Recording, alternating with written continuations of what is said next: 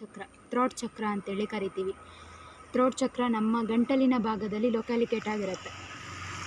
ಆ ಥ್ರೋಟ್ ಚಕ್ರ ಏನಾದರೂ ಇಂಬ್ಯಾಲೆನ್ಸ್ ಆದರೆ ಏನಾಗುತ್ತೆ, ಥೈರಾಯ್ಡ್ ಇಶ್ಯೂಸು ಬರೋದು ಥ್ರೋಟ್ ಚಕ್ರ ಬ್ಲಾಕ್ ಆದಾಗ ಮಾತ್ರ. ಯಾಕೆ ಥ್ರೋಟ್ ಚಕ್ರ ಬ್ಲಾಕ್ ಆಗುತ್ತೆ? ನಮ್ಮ ಫೀಲಿಂಗ್ಸ್ನ ನಾವು ಹೆಣ್ಮಕ್ಳಾಗಿ ನಮ್ಮಲ್ಲೇ ಮುಚ್ಚಿಟ್ಕೊತೀವಿ ಜಾಸ್ತಿ. ಅದಕ್ಕೇ ಥೈರಾಯ್ಡ್ ಇರೋದು ಜಾಸ್ತಿ ಹೆಣ್ಮಕ್ಳಿಗೆ ಬರುತ್ತೆ. ಜೆಂಟ್ಸ್ಗೆ ಯಾರಿಗೂ ಜಾಸ್ತಿ ಥೈರಾಯ್ಡ್ ಬರೋದಿಲ್ಲ. ತುಂಬ ಕಡಿಮೆ ಪೀಪಲಲ್ಲಿ ಜೆಂಟ್ಸಲ್ಲಿ ಥೈರಾಯ್ಡ್ ಇರುತ್ತೆ, ಲೇಡೀಸಿಗೆ ಜಾಸ್ತಿ ಥೈರಾಯ್ಡ್ ಬರುತ್ತೆ. ನಮ್ಮ ಫೀಲಿಂಗ್ಸ್ನ ನಮ್ಮಲ್ಲೇ ಇಟ್ಕೊತೀವಿ. ಸೊ ನಮ್ಮ ಫೀಲಿಂಗ್ಸ್ನ ನಾವು ಹೋಲ್ಡ್ ಮಾಡಬಾರ್ದು. ಯಾರ ಹತ್ರನಾದರೂ ಒಬ್ಬರ ಹತ್ರ ಶೇರ್ ಮಾಡಬೇಕು. ಯಾರ ಹತ್ರನೂ ಶೇರ್ ಮಾಡಲಿಕ್ಕಾಗಲಿಲ್ವಾ, ನೋ ಪ್ರಾಬ್ಲಮ್. ಒಂದು ಪೆನ್ನು ಪೇಪರ್ ತೊಗೊಂಡು ನಿಮ್ಮ ಫೀಲಿಂಗ್ಸ್ನ ಕಂಪ್ಲೀಟಾಗಿ ಬರೀರಿ.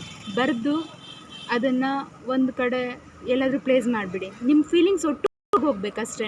ಮನಸ್ಸಲ್ಲಿ ಬಚ್ಚಿಟ್ಕೊಂಡು ಫೀಲಿಂಗು ನಮ್ಮ ಥ್ರೋಟ್ ಚಕ್ರನ ಬ್ಲಾಕ್ ಮಾಡಿ. ಥ್ರೋಟ್ ಚಕ್ರ ಬ್ಲಾಕ್ ಆದವಾಗ ಥೈರಾಯ್ಡ್ ಜಾಸ್ತಿ ಆಗುತ್ತೆ.